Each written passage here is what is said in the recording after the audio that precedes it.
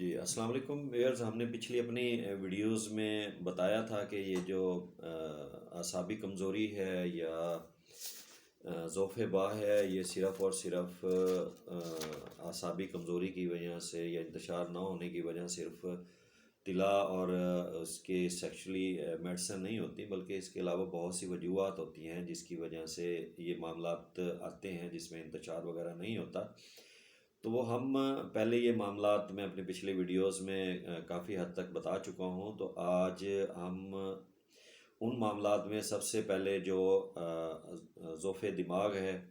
دماغ کی کمزوری کی وجہ سے جن میں یہ باہ کا معاملہ، ذوف باہ کا معاملہ آتا ہے، یہ انتشار نہیں ہوتا یا وہ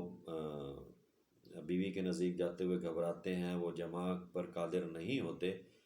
تو ایسے جو لوگ جنہیں دماغی معاملات ہوتے ہیں، ڈپریشن کے مریض ہوتے ہیں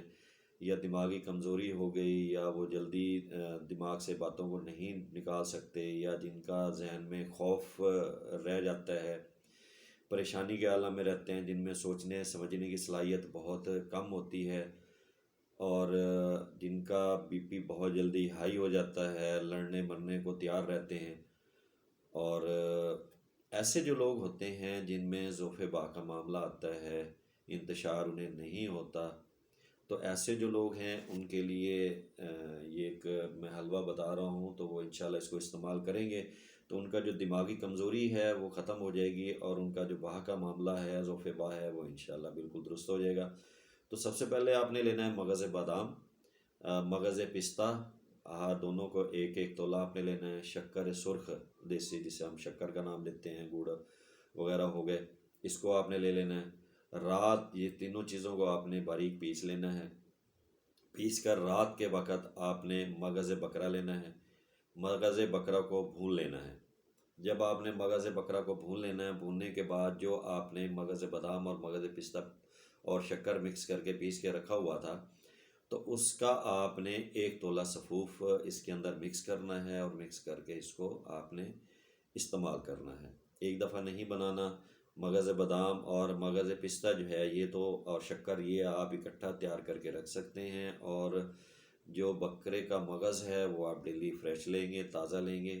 اس کو آپ نے بھون لینا ہے، پکا لینا ہے۔ جب تیار ہو جائے تو اس کے اندر آپ نے ایک تولہ وہ سفوف ڈالنا ہے اور اس کو آپ نے استعمال کرنا ہے۔ تو انشاءاللہ اس سے جو دماغی کمزوری ہے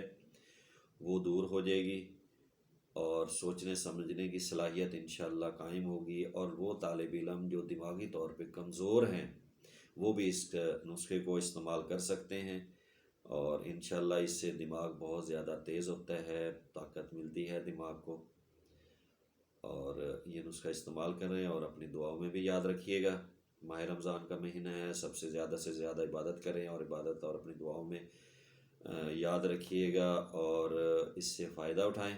اور ہمارا چینل سبسکرائب کر دیجیے گا تاکہ اس طرح کی جو آسان چیزیں ہیں جو گھر میں آپ استعمال کر سکتے ہیں، بنا سکتے ہیں اور اس سے فائدہ اٹھا سکتے ہیں، آپ تک پہنچتی رہیں۔ السلام علیکم۔